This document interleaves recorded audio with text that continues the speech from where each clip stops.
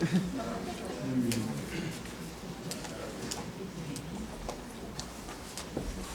Bueno, vamos a estas las veo después porque... ¿A qué horas terminamos la sesión? Yo ya no definiciones. En este momento ya las...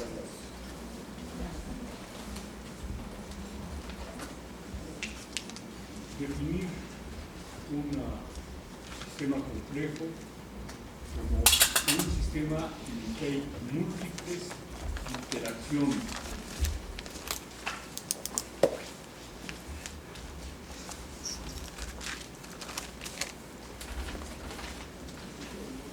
Y en que no se puede explicar el comportamiento del fenómeno a través de uno de los polos o de una de las relaciones y de las interacciones que hay en él. Porque hay siempre reacciones, hay siempre respuestas,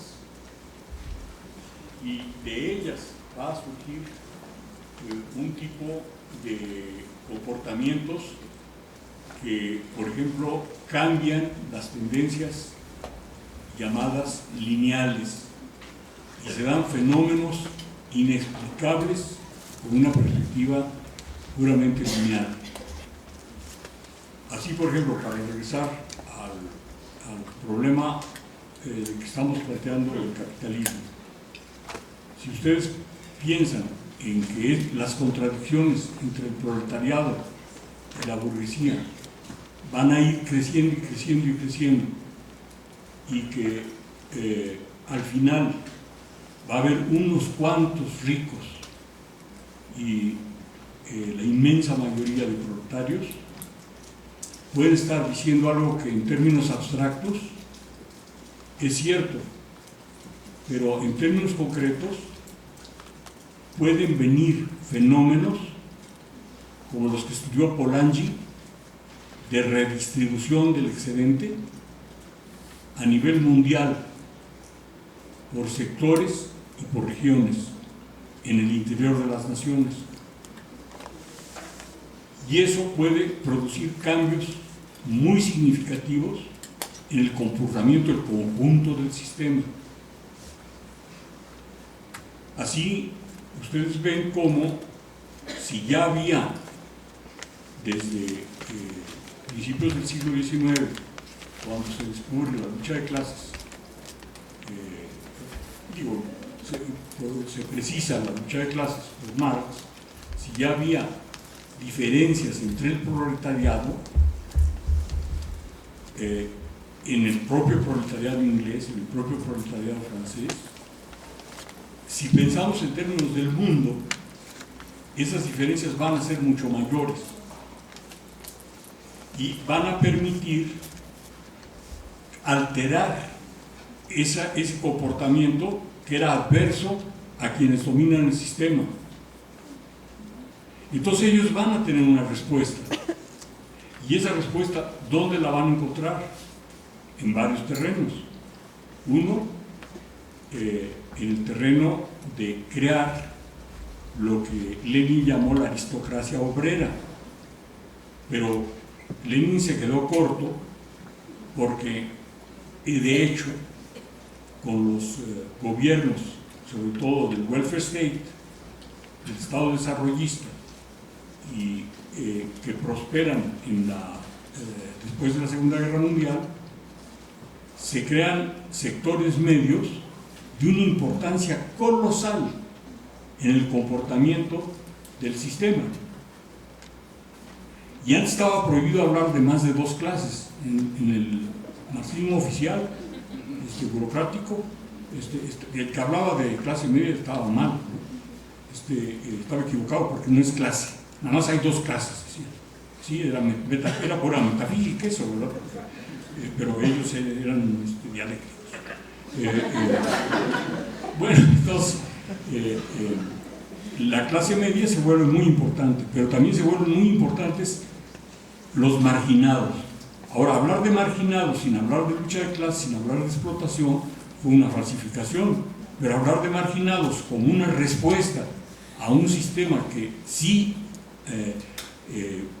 descubre que en el salario no le está dando al trabajador lo que le corresponde, y que no es cierto eso de que en la esclavitud el esclavo trabajaba para el señor, en el feudalismo el siervo trabajaba para el señor, que también con el salario se le da menos de lo que se produjo, ¿verdad? Y que entonces se está quedando el dueño de la fábrica con una parte que es la que lo está enriqueciendo. Pero el señor de la fábrica no solo se enriquece con el trabajo de los trabajadores que están en su fábrica, el conjunto de ellos se enriqueció como piratas. Drake, si quién sabe, lo hicieron muchos de ellos hicieron sus riquezas en las conquistas del mundo. Y allí tienen ustedes otro factor, que por un lado, en el interior de esos países de avanzados, más industrializados, se crean pequeños grupos de trabajadores de cuello blanco, de trabajadores de oficina, etc. Después van creciendo hacia sectores medios muy grandes, pero por otro lado, la transferencia de recursos de las periferias de los países, de las periferias del mundo, y la concentración de recursos es otra forma de impedir este tipo de tendencia lineal, ¿verdad?, a que las contradicciones fueran cada vez mayores. Ahora, si nosotros vemos todos los cambios y todos los zigzagueos, y los vemos a nivel mundial hoy, sí, entonces sí resulta que tenías razón el pensamiento clásico de tipo crítico, porque en este momento la cantidad de millonarios que hay en el mundo, entre los cuales contamos nosotros algunos, es muy pequeñita, y la inmensa mayoría se encuentra en una situación pero muy grave. Es decir, el 85% de la humanidad por lo menos está en situación muy grave. Entonces, este es el tipo de problemas que se da con los sistemas complejos. Otro más en el que tiene que poner atención es en cómo ellos, de todos modos, mantienen la cosificación del mundo al plantearse el problema del sistema en el que ellos dominan, el sistema dominado por el capital, dominado por las grandes empresas, y su contexto, y cómo cambiar ese contexto, y cómo adaptarlo para sus necesidades. Y es allí donde ven ustedes que de pronto nos encontramos frente a otro fenómeno que estudian las propias ciencias de la complejidad, que es el de los sistemas terminales, que es un problema muy interesante en que aparece otro fenómeno de las matemáticas nuevas, que es el fenómeno de lo imposible, de lo posible y lo imposible. Y hay modelos, y hay situaciones, y hay conjuntos que son imposibles. Y entonces aparece la imposibilidad de que continúe la vida en la Tierra con el sistema actual. Entonces, creo que esto es mejor que ponerme a leerles las definiciones que traía yo aquí, que se me traspapelaron, porque aquí me permitió hacerles ver la importancia que tiene el que nosotros dominemos estas disciplinas, y que no es nada más así una nueva moda intelectual, etcétera, como muchos lo pretenden, ni nada más la complejidad, abren la boca y están encantados por la complejidad.